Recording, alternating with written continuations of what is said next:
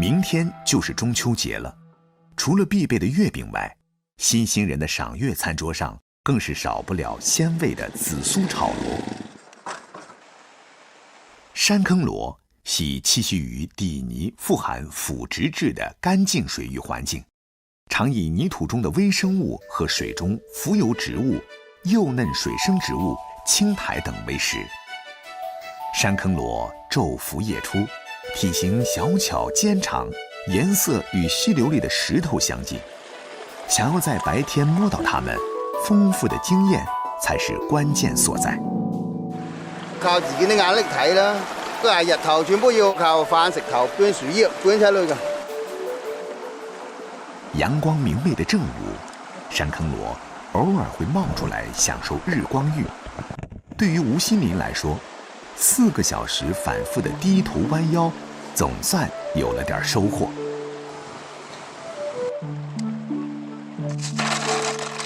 用清水隔天靜養，令其吐清雜質，去除泥味，是一個不可缺少的過程。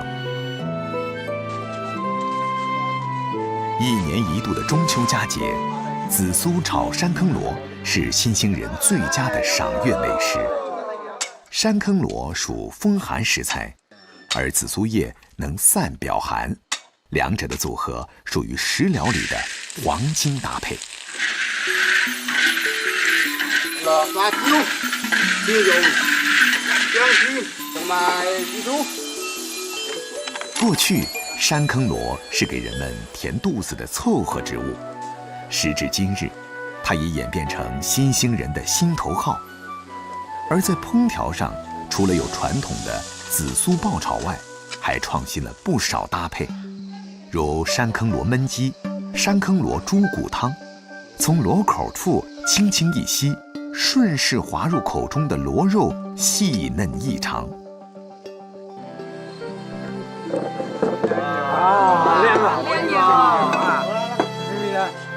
山坑螺不屬於名貴食材，最多只能算是家鄉美味，但每一個新興人都愛它的鮮、爽、香，這也是吳新林向往灞山的原因之一。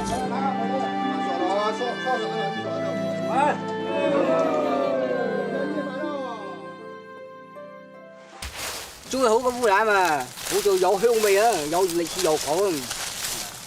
明萬歷年間，西山村就開始種植烏欖樹。呢棵樹300幾年啊，達到500米左右啦。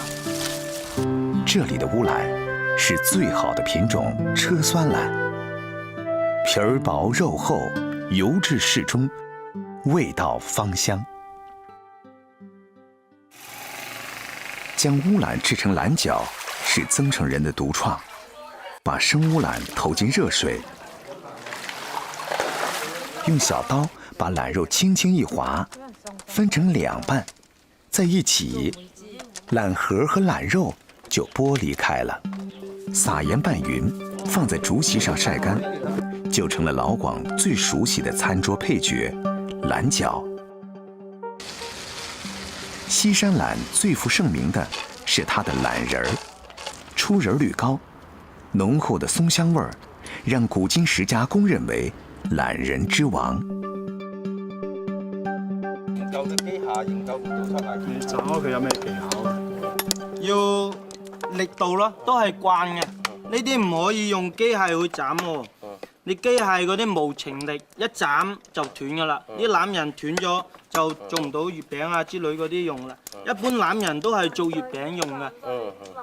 其實，這位老人正是做5仁月餅的大拿，金九月餅的創始人鄭金九。欖仁兒是5仁月餅中最關鍵的原材料。每年烏欖成熟之時，就是鄭老爺子和他的傳承人大兒子鄭日康最為用心之際。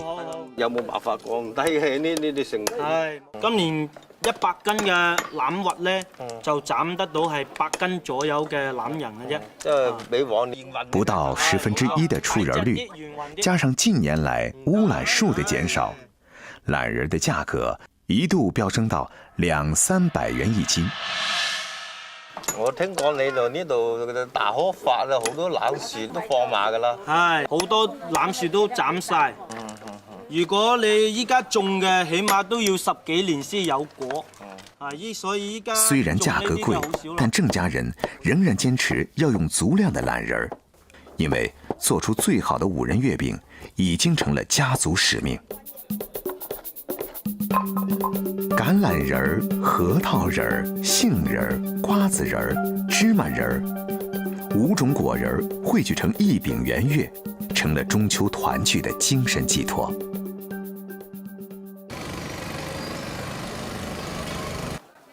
郑金九的父亲在吴川是小有名气的厨师，他做的豆沙饼、5仁饼是街坊追捧的美味。金九自小跟随父亲耳濡目染，喜欢研究糕点。青出于蓝，父亲所创的5仁饼被他改良为今天的5仁月。经过3代的传承，郑日康从80多歲高齡的父親手中接過了擔子。而家有傳統與現代相結合嘅，係製作嘅部分咧係神手工。5仁月餅的製作工藝其實相當複雜，原料除了5種果仁，還有2樣非常重要的肉類，一是晾肉。選用300斤以上土豬的後腿肉，按照豬肉紋理切成薄片醃製，再進行3天4晚的晾乾，然後用木錘一磅一磅錘成火腿絲。另外一種是糖肉，一塊塊肥豬肉去皮，片薄，拌上糖，切成丁。再醃上15天，就變成了一粒粒晶瑩剔透的糖肉。佢哋2個經過科學嘅突破咧，令個月餅咧產生好似流金，有啲糊味嘅感覺。醃好的糖肉加入特製的香料，依次拌上5種果仁、晾肉。要把這麼多餡料攪拌均勻，可不是一件容易的事情。要技巧，還要力氣。餡料花盡心思，月餅皮也一點不能馬虎。用上等白糖在大鍋中熬成圓糖，在大罐中靜置2個月以上，就變成了這種稠度更高的糖漿原料。就像做餃子一樣，月餅也追求皮兒薄餡兒大。然而與其他月餅不同，金九大月餅一隻餅就有2斤、4斤，最大的甚至有8斤重。如果手藝不到家，餅皮很容易破損。這極大地考驗着工人們的耐心和手藝。把食材的準備交給一雙巧手，而火候的控制交給精確穩定的機器。就睇下嗰度得啦。係，好香啊！感覺下啲餅啊，啱啱出爐，我哋可以聞下個餅喎，個香味慢慢散發個自然香味啊，好想食嘅感覺。5仁有着豐富的口感和層次，果仁堆疊，肉質軟糯，甜鹹融匯，細嚼之下，宛如自然的本來面目。複雜但不混亂，豐富卻不龐雜。品嚐我哋嘅大月餅，又香又甜又和味喎。一輪明月照亮時代，堅持傳統卻從不食古不化，善於變通，主動擁抱現代，反而讓金九月餅與眾不同。滄海桑田，新舊輪替，未曾改變的不過是一顆初心。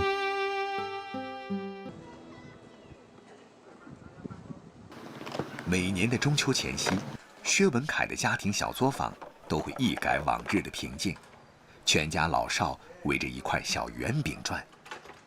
18岁就回来嘛。真正接手差不多15年了，不想把这个手艺失传，想把它练到手，做得最好。制作小圆饼的手艺传到薛文凯身上，已经是第14代了。这块被当地街坊疯狂追捧了近300年，更是海外潮汕游子节庆时最惦念的家乡食物，叫潮汕老饼。老，潮汕方言指猪油，顾名思义，用猪油掺面粉做皮，包甜馅，烤焙熟的饼叫老饼。潮汕老饼也以地方的不同区分为义西、苏南和桂鱼3大老饼，而薛文凯是桂鱼老饼的传承人之一。桂鱼这边有10来家，我们都是堂兄弟，是我老祖宗传下来的。我老祖宗创办的时候就用薛元和这个字号。看起来不起眼的老饼做法非常繁琐，从馅料的准备、皮的制作到最后烘烤出炉，每一个细节都来不得半点敷衍。传统拉饼的原料有蛋鸡蛋、肥肉、长白、芝麻、芝士组成，其中最复杂方面就是蛋鸡蛋嘅芝士鸡丁。冬瓜丁儿也称为糖冬瓜，虽然糖冬瓜早已经随处可买，但是薛文凯说，他用祖辈传下来的方法制作出的手工糖冬瓜大不一样。开始呢，就是要用石灰水浸泡大概12个小时左右，捞起来放在清水里，放在里面冲洗，冲掉冬瓜里面的涩味，再把冬瓜煮熟了，倒糖下去，大火，然后来熬制。经过熬制的冬瓜丁要等风干，然后经搅碎，才能进入老饼制作的核心步骤。整个葱买回来就挑，剩下葱白那一段，切的时候要加入猪油，加猪油，等一下吃起来的味道会更香。冬瓜丁、肥肉碎、油葱白、芝麻，再加上高粉猪油，老饼的馅料已备好。300年手艺精髓的演绎已浮现于眼前。需要高筋面粉、鸡蛋、麦芽糖、猪油，最关键就是下水，你下多了烤出来会黑，因为这个是祖传下来的东西。这个皮呢，就是没有斤两可称的，这是凭手感。看似简单的工序，暗藏着从不外传的玄机，而传男不传女的习俗，注定了外嫁女只能通过巧手来展现功夫。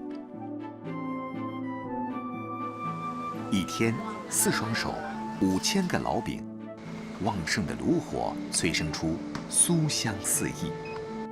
从清晨到凌晨，小圆饼让薛家上下忙碌不停。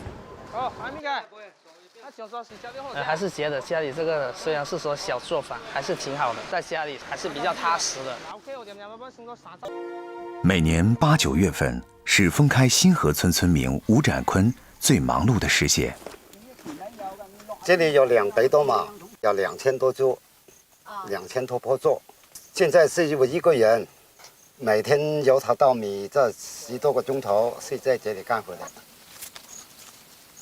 伺候2000多棵树，为的是秋后果实，号称千果之王的栗子。每年5月，栗子树开花，待秋风起时，毛茸茸的小球开始由绿变黄，这就预示着栗子成熟了。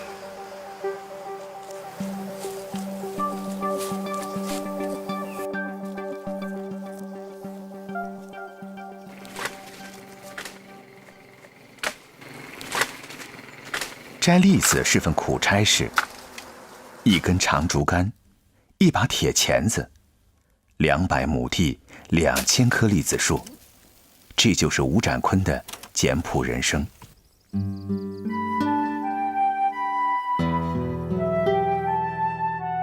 丰开油栗已经有500多年的栽种历史，河江、西江在此交汇，北回归线横贯而过，宜人的气候让本土栗子与众不同，果实饱满而有光泽，皮儿薄味甜，芳香馥郁，具有其他油栗板栗所没有的粉糯细腻。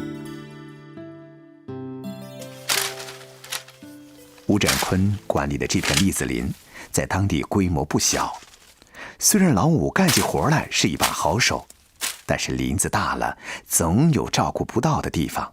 前年清明的时候，他扫墓，他不小心放鞭炮，把这个山全部烧掉，后来就重新炸结起来。山火无情，几十年树林的栗子树就这样几乎毁于一旦，损失了10几万元。从那以后，吴占坤干脆就住在了山上，只有节假日才下山回家看看。平时偌大一个山头，就老五孤零零地守在这里。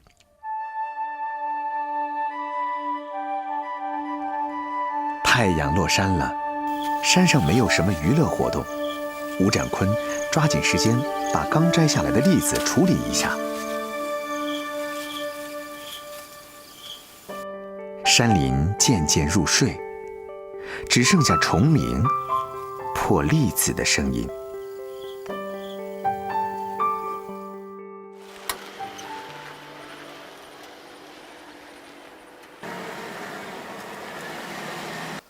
依家價格幾錢啊？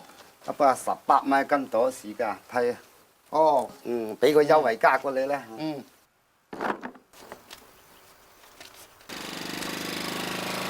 连年增产增收，分开游历成了致富秘诀。老五独自1年的辛苦换来踏实的财富，他终于可以下山陪陪老伴儿了。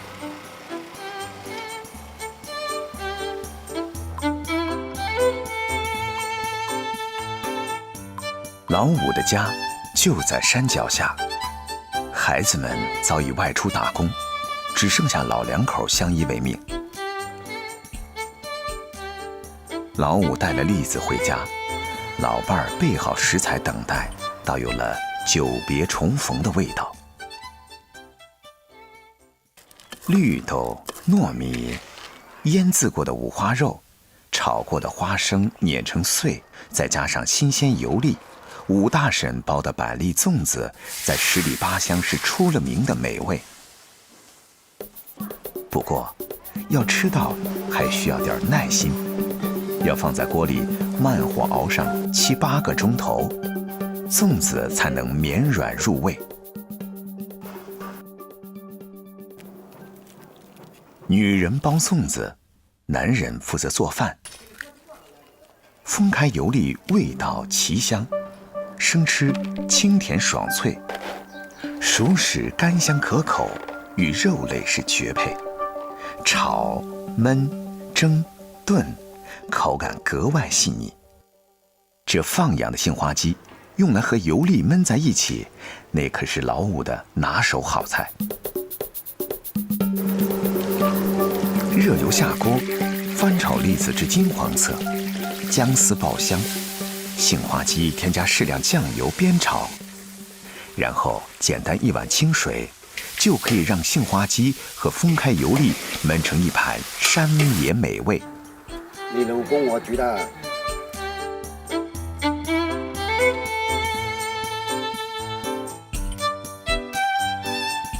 油粒从不是珍稀之物，围绕着这粒山野果实，崇尚味觉体验的老广反而返璞归真，简单成为油粒入串的基本法则。正如守护山林的老五，心如止水，才是味道的初心。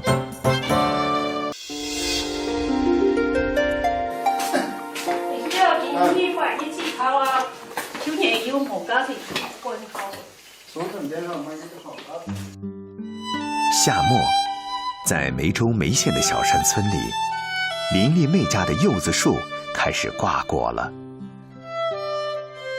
施肥长夏烧，现在正是沙田柚长个头的时候。施肥也是全年最重要的。发酵半年的花生渣是柚子最好的有机肥料。用了这个呢，柚子是更甜，有蜂蜜的味道。我们每年呢是用了6次左右。梅州夏长冬短，光照充足，为柚子的生长提供了天时地利。作为全国最大的沙田柚生产基地，梅州柚子在广东是出了名的好吃。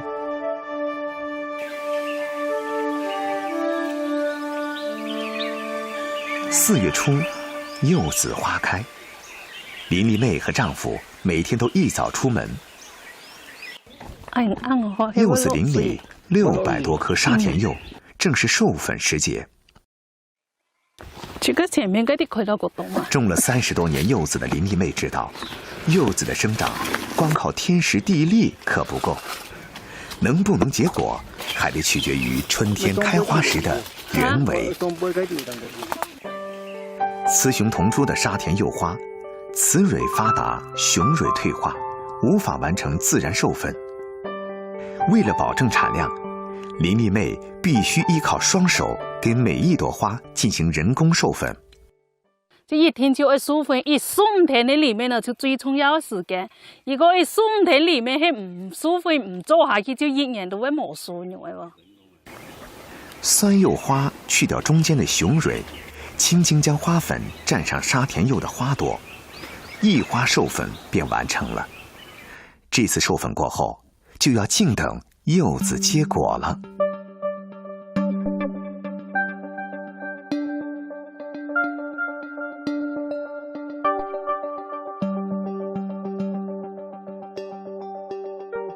立冬前后，家家户户收柚子。今年雨水多，林丽妹和丈夫李淼金要赶在下雨前把沙田柚摘下来。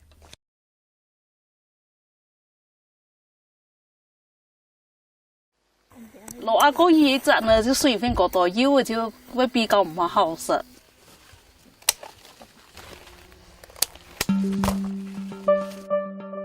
成熟的柚子黄中带绿，以葫芦形或梨形为好，底部常有古铜钱大的环形印圈，内有放射钩纹，称为金钱底。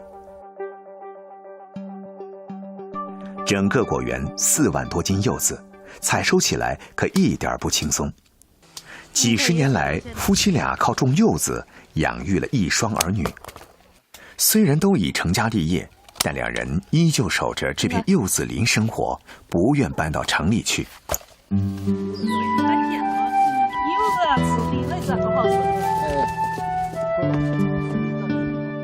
刚采摘的柚子还没熟透，略带苦涩，储藏10天之后味道更佳。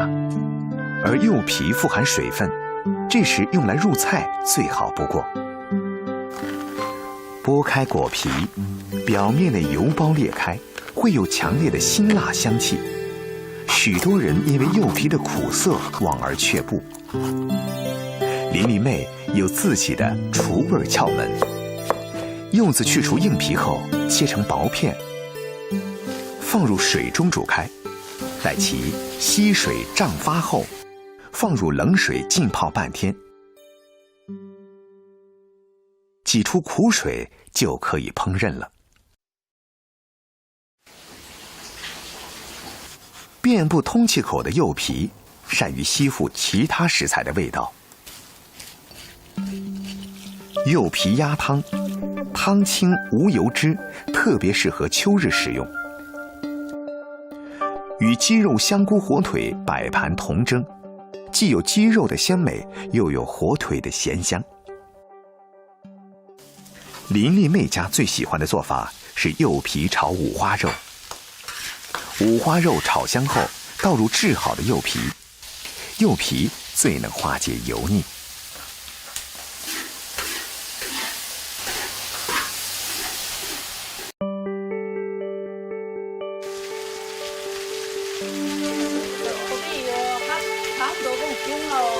以後柚皮又冇浪費，我拿起嚟做菜更好。哇，柚就係呢個。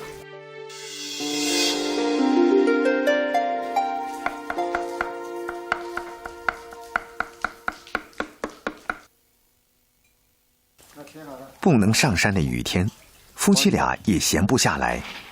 蒜头剁碎，泡出来的蒜头水是消毒杀菌的天然材料。睇到是眼睛眼的有了，係江山也有了，也質量管得好。假如你又跑到身體來寫，有個兩皮啊，係咪個香？對保護皮膚很高。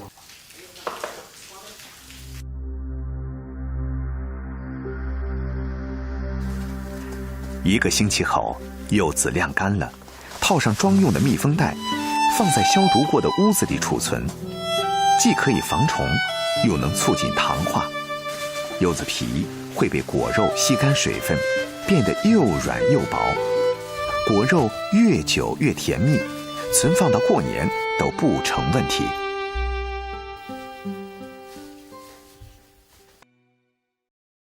今天是中秋節，老肖家裡也準備了南雄人節假日的標配角里糍，用黃梔子水來調白粘米，搓成圓形薄片，做成餃子皮。最特別的是餡料，不論裡面包什麼，當地人都會再配上辣椒餡兒。在學校沒有吃飽嗎？口辣心暖，正如桌上這盆因辣成名的鵝王，香辣之中深藏滋補，暖了家人，也暖了鄉鄰。節日快樂，祝爺爺身體健康。今天是中秋團圓的日子，晚上有鄉親們最期盼的人龍舞表演。下午，王宏偉一家要準備今晚的團圓飯給隊員們吃。白切鴨、白灼蝦、炒豬肚、海鮮炒粉絲等各式菜肴陸續備好，香豔的食材豐富又有地方特色。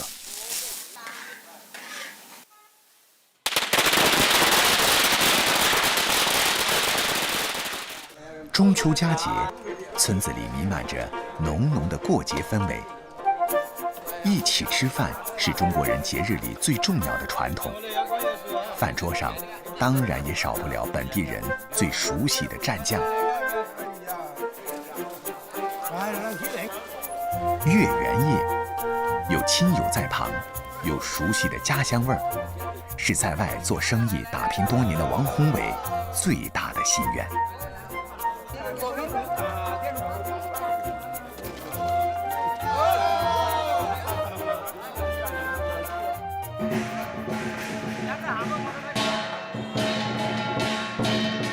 晚飯的熱鬧過後，中秋的重頭戲才真正上演。